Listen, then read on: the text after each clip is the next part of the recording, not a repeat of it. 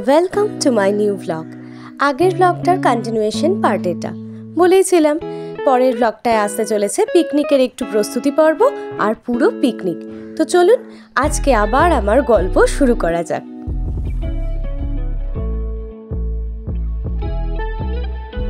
Wine গ্লাসগুলো packing complete করতেই doorbell বেজে উঠল। গিয়ে দেখলাম আমার একটা পার্সেল এসেছে। ফেসবুকে মিশন ইম্পসিবল বলে একটা পেজ আছে, সেখান থেকে একজন সেলারের কাছ থেকে একটা কোট অর্ডার করেছিলাম। চলুন দেখি কেমন এসেছে। ওয়াও, জাস্ট দেখুন, কোটটা অসম আর কালারটা এত সুন্দর। এই গ্রেইশ কালারটার সঙ্গে যে কোনো ড্রেসের ওপরে এটা যে কোনো ড্রেসের সাথে এটা পেয়ার আপ করা যাবে। আমার ইচ্ছে আছে একটা বডিকনের ওপরে এটা পেয়ার করার, দেখা যাক কি হয়। এটা শাড়ির সাথেও পরা যাবে, ইনফ্যাক্ট জিন্স টপ তার ওপরেও কোটটা পরা যাবে। আর কোটটা এত সুন্দর, এত মোটা, আর ভেতরে ওরকম একটা যেরকম কোট হয় একটা শাটিনের দেওয়া, পরেও আরাম পাওয়া যাবে। আর ঠান্ডায় তো একদম পারফেক্ট। চলুন এবার একটু ডাইনিং রুমের দিকে যাওয়া যাক, কারণ আমি প্যাকিং করেছি। প্যাকিং করার শেষেই কোটটা দেখছিলাম বা দেখাচ্ছিলাম রাদার, তখন আমি একটা জিনিস নোটিস করলাম যে আরে এখানে তো 5টা গ্লাস আছে আর আমাদের লাগবে টোটাল 6টা। তো এখন আবার অন্তরাকে ফোন করব, ও আবার একটা পাঠাবে, দরকার নেই। আমার যে ওয়াইন গ্লাসের সেট আছে সেখান থেকে আমি একটা বরঞ্চ প্যাক করে নিই, তাহলেই 6টা হয়ে যাবে। কারণ ওখানে আমরা মেয়েরা রয়েছি 6 জন, আর আমার যে মাথায় রিলস বা একটা ফটোশ্যুটের আইডিয়া কাজ করছে, সেখানে 6 জনকেই আমার লাগবে এবং 6টা গ্লাসই লাগবে। তো হোয়াট এভার, তাই জন্য ভাবছি এই গ্লাসটা প্যাক করে নিই। এখন ওই গ্লাসগুলো আর এইটা মিলিয়ে 6টা হয়ে যাবে, তারপরে একটা বক্সে পুরবো। বুঝতে পারছি না কি করব। একবার অন্তরাকে ফোন করি, ও তো বলেছিল 6টাই আছে, বাট কি 5 জন থাকবে? আমার তো মনে হচ্ছে 6 জন। একবার কনফার্ম হয়নি, না হলে এটা আমি নিয়ে নেব। আর ওরা তো আমার কাছে আবদার করেছিল কি ওরা কোনোদিন রেড ওয়াইন খায়নি, তাই রেড ওয়াইন খাবে। তো ঠিক আছে, আজকে স্পেন্সার্স থেকে সন্ধ্যেবেলা স্পেন্সার্স থেকে কিনে নেব। এখন মুশকিলটা হচ্ছে পুঙ্কা আসবে 8টার সময়, 8:30 আর 8:30 স্পেন্সার্স বন্ধ হয়ে যায় 8টায়। কি করবো না, টাকা শর্ট পড়ছিল। এবার ট্রেনে করে মেয়েরা যেতে চাইছে না, বলছে চিড়ে চ্যাপটা হয়ে যাব। তো বলছে প্রিয়াঙ্কা ওকে চলো, গাড়িটা আমি স্পন্সর করে দিচ্ছি। তো গাড়ি আমি আজকে টাকা ফোনপে করে দিয়েছি, জিপে করে দিয়েছি, বুক হয়ে গেছে। আজকের থেকেই এখন প্রস্তুতি চলছে। এই গ্লাস প্যাকিং হয়েছে, কালকে পিকনিক, তার জন্যই সব প্রস্তুতি চলছে। ভীষণ টায়ার্ড লাগছে, কারণ আমার খুব ঠান্ডা লেগেছে আর মুখে একটা ক্লান্ত ছাপ। এনিওয়েজ এখনো অব্দি ওষুধ খেয়েছি, প্যারাসিটামল 600 খেয়েছি। যাবো, ইচ্ছে আছে। কালকে অনেক সকালে উঠতে হবে, স্নান করতে হবে, 5:30 6টার মধ্যে স্নান কমপ্লিট করতে হবে। আর যতই ঠান্ডা লেগে থাকুক, যাই থাকুক, যদি যাই স্নান না করে যাব না, বিকজ স্নান না করে গেলে সারা দিন কিরকম বিশ্রী লাগবে, সারাটা দিন একটা যাই হোক। এখনো আমার ডিম প্যাকিং বাকি। ক্রেট লাগবে, ক্রেট, কেননা যে ডিমগুলো পুঙ্কা এনে দিয়েছিল তার মধ্যে 4টে বা 5টা ডিম ফেটে গেছে, সেই জন্য আবার নতুন করে কিনতে হবে। আর ক্রেটগুলো নষ্ট হয়ে গেছে, ওগুলো একটা বড় ঝুড়িতে আমি রেখে দিয়েছি, ডিমের এরকম পাহাড় হয়ে আছে। আমি দেখাবো, আমি শেয়ার করব আজকে পিকনিকের সব প্রস্তুতি শেয়ার করব। প্রস্তুতি কিছুই না, এর আগে ওয়াইন গ্লাসগুলো প্যাক করেছি, সেগুলো আপনাদের সাথে শেয়ার করেছি। কালকে কি ড্রেস পরবো সেটা আজকেই দেখিয়ে রাখবো, ড্রেস, জুতো, ব্যাগ সব কিছু। আই হোপ যেন যেতে পারি কালকে, ঠিকঠাক লাগে, যেন মুখটা একটু ঠিকঠাক না লাগবে। আশা করি ঘুমোলে ঠিক হয়ে যাবে, আর কালকে পিকনিকের এক্সাইটমেন্টে সব ঠিক হয়ে যাবে। তো ঠিক আছে, এবার নিচে গিয়ে ডিমগুলো দেখাই। এখানে 60খানা মতো ডিম আছে। ক্রেট পুঙ্কা নিয়ে এসেছে, দাদাও নিয়ে এসেছে, তাই আমি প্যাক করেই আপনাদের দেখাচ্ছি, কারণ অনেক রাত হয়ে গেছে, এখনই 9:20 বাজে। এই যে 60খানা ডিম।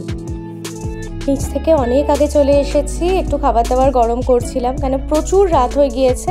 আর এগুলো এই বক্সটার মধ্যে ঢোকাচ্ছি, আরও একটা বক্স আছে, আর এই কাপড়টা দিয়ে মুড়বো। এগুলো একেবারে কালকেই নিয়ে যাব, এখন আগে ডিনার করব। ওকে, তো পেট ঠান্ডা হয়েছে, আর ভুঁড়ি ঠান্ডা মানেই মুড়ি ঠান্ডা। এবার ঠান্ডা মাথায় আমি সব কিছু গোছাবো। অনেকটা রাত হয়ে গিয়েছে, শুয়ে পড়া উচিত ছিল। আর এটা কি আপনারা আশা করি দেখে বুঝতে পারছেন, টিস্যু পেপার আমি একটু বেশি করেই নিচ্ছি, কারণ দেখুন সবাই তো সবসময় টিস্যু ক্যারি করে না, কিন্তু আমার কাছে আমার ব্যাগে সর্বক্ষণের সঙ্গী এই টিস্যু পেপার সব সময় থাকে।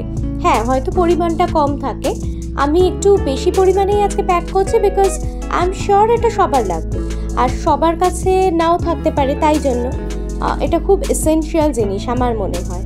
আর এই পাউচ প্যাকটাতে আমি ওটা ভরবো। ওকে, একটু বেশি করেই নিলাম, আমার লাইফের খুব খুব এসেনশিয়াল জিনিস টিস্যু পেপার। এই যে এটা নিয়ে নিয়েছি টিস্যুস একটা ইয়েতে। আর একটা পাউচ প্যাকে নেব মুখ শুদ্ধি।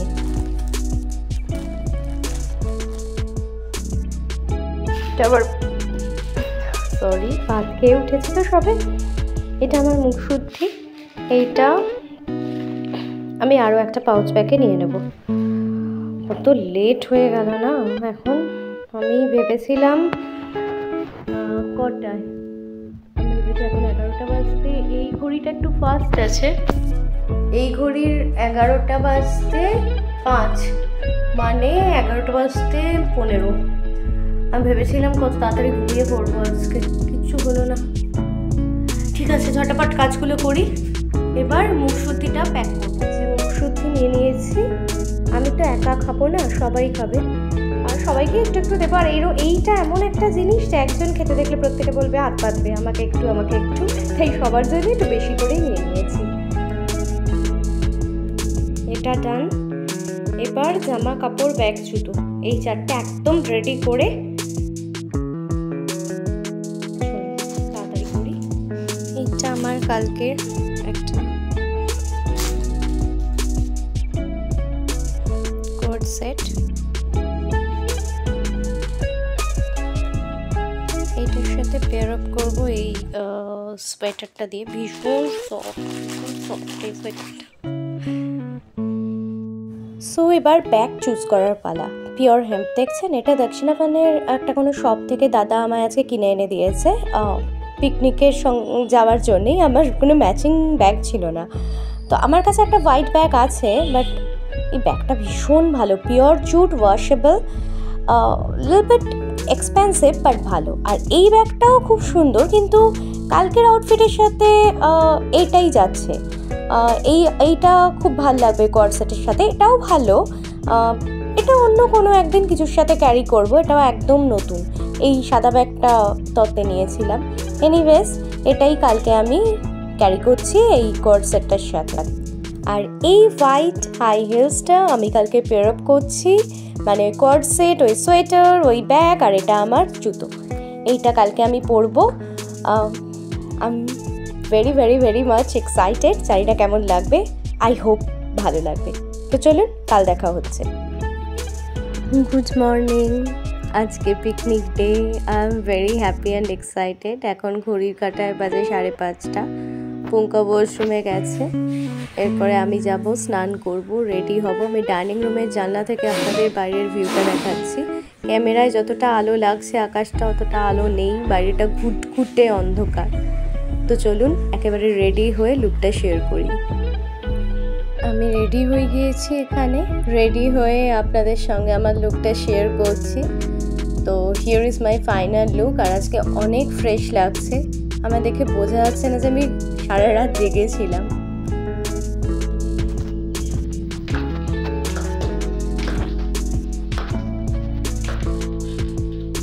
চলো বেরোই। প্রাইস নিয়ে যাচ্ছি।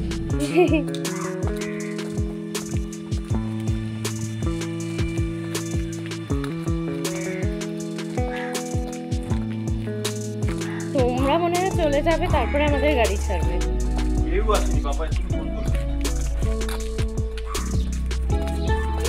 না, রিয়াঙ্কা নেমে গেছে।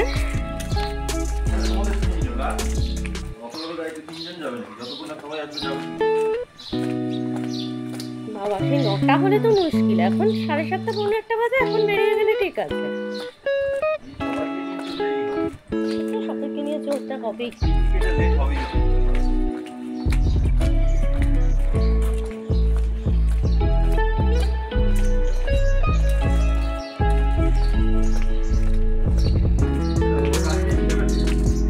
হ্যাঁ হ্যাঁ, এটা যার জিনিস বাবা তাকে হ্যান্ড ওভার করে দিতে পারলে আমার কাজ। মাঝের থেকে আমি আমারটাই নিতে ভুলে গেছি, তাকে ঠিক আছে। রেখা মাসি না? হ্যাঁ ওটা রেখা মাসি।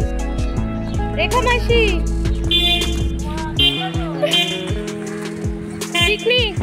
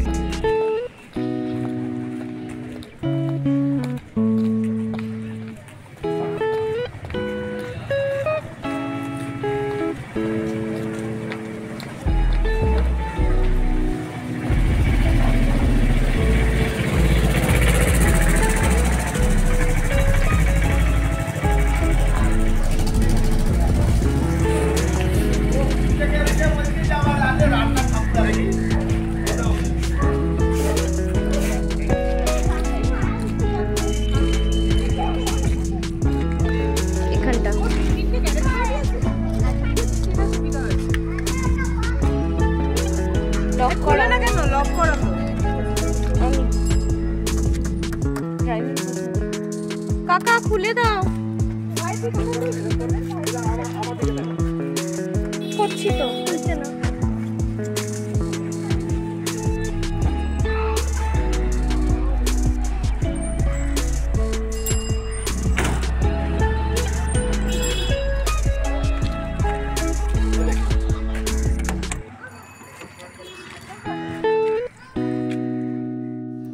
ফাইনালি আমাদের যাত্রা হলো শুরু। আমরা মেয়েরা এই গাড়িটায় রয়েছি, একজন বাদে। বাপ্পাদা, অর্পিতাদি আর প্রিয়ম ওদের ছেলে, ওরা ট্রেনে করে আসবে, তো অর্পিতাদি আমাদের সাথে যাচ্ছে না, কিন্তু বাকি মোটামুটি প্রায় সব মেয়েরাই এই গাড়িটায় রয়েছে। আর দুজন ছেলে রয়েছে, একজন অন্তরার ভাই আর একজন রিয়াঙ্কার দাদা। রিয়াঙ্কার দাদা এই কারণেই আমাদের সঙ্গে যাচ্ছে কারণ ও রাস্তাটা চেনে, ও ড্রাইভার কাকুকে গাইড করতে পারবে। আর আমরা কোথায় যাচ্ছি সেটাই তো বলা হয়নি। আমরা যাচ্ছি বারুইপুর থেকে একটু ভেতরে, মানে একটু দূরে মিনস একটু এগিয়ে বনের হাট বলে একটি পিকনিক স্পট রয়েছে, সেখানে। আমি এই নিয়ে সেকেন্ড টাইম পিকনিকে যাচ্ছি পাড়ার সাথে। তো যাই হোক, বিয়ের আগে একবার গিয়েছিলাম, তখন আমার বিয়ে ঠিক হয়ে গিয়েছিল বলে ওরা সবাই ধরেছিল কি না চলো চলো। তো যাই হোক, তো চলো যাওয়া যাক বনের হাট। পিকনিক বা বনভোজন জিনিসটার একটা আলাদাই আনন্দ, আর আজকে আমরা বনের হাটে বনভোজন করতে যাচ্ছি, বেশ মজার। গত বছরও গিয়েছিলাম জানেন, কিন্তু তখন যেহেতু আমার বিয়ে থা হয়নি, তাই কোথাও গিয়ে একটা কিন্তু ভাব, একটা হেজিটেশন এগুলো ছিল। আর এই এক বছরে পুঙ্কার প্রত্যেকটা বন্ধুর বউয়ের সাথে আমার বেশ ভালো একটা বন্ধুত্ব গড়ে উঠেছে বা পরিচিতি গড়ে উঠেছে, সেই কারণে এবার খুব প্রাণ খুলে মন খুলে এনজয় করতে পারছি। আর পিকনিকটার একদম সূচনা থেকে, অর্থাৎ প্ল্যানিং থেকে আজকে পর্যন্ত এখনো প্রত্যেকটা বিষয় যেহেতু আমি ওতপ্রোতভাবে জড়িয়েছিলাম বা আছি, তাই জন্য মজাটা একটা আলাদা রকমই হচ্ছে। আর আমার ড্রাইভারের পাশে সিটে বসার একটাই উদ্দেশ্য ছিল, সেটা হচ্ছে আমি আপনাদেরকে আমার সাথে করে এই এন্টায়ার জার্নিটাই নিয়ে যেতে চাইছিলাম, সেটাই করেছি। তাতে অবশ্য একটু সঙ্গিনীদের থেকে দূরে হয়ে গিয়েছি, তো কি হয়েছে, ওখানে গিয়ে তো প্রচুর আড্ডা হবে, দিদার মজা, হইচই, আড্ডা সব হবে।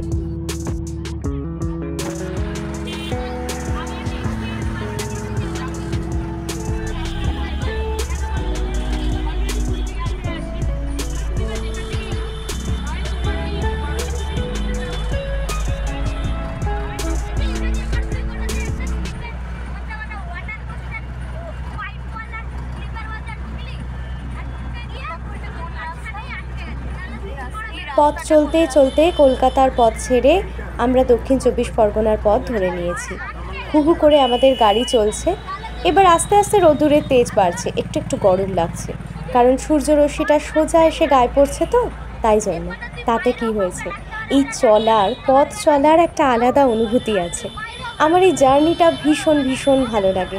এর আগেও একটা ব্লগে আপনাদের সাথে শেয়ার করেছিলাম, সেই যে আমার পথ চলাতেই আনন্দ, পারলে একবার ব্লগটা ঘুরে আসবেন। চারিদিকটা দেখুন কি সুন্দর, দুপাশে কত সবুজ গাছ, আর মাঝখানে সেই গাছগুলোর বুক চিরে চলেছে রাস্তা। আস্তে আস্তে গ্রামের পথ ধরছে, তাই জন্যই মনে হয় এত সুন্দর চারিদিকটা। এখানে এতটা পলিউশন নেই। হ্যাঁ, হাই রাইজ বিল্ডিং আছে, চলতে চলতে হঠাৎ করে কমপ্লেক্সগুলো চোখে পড়ছে বটে, কিন্তু তাও চারিদিকটার মধ্যে কি বলবো, একটা দূষণমুক্ত ছাপ। শুধু দূষণমুক্ত না, যেন মনে হচ্ছে এখানের প্রকৃতিটা অনেক বেশি সরল, জটিলতা কম। তো চলুন আজকে এই পথ চলাতেই আমি ব্লগটা শেষ করি। পথ চলতে চলতে আবার দেখা হচ্ছে ঠিক পরের পার্টটাতে, নতুন একটা ব্লগে।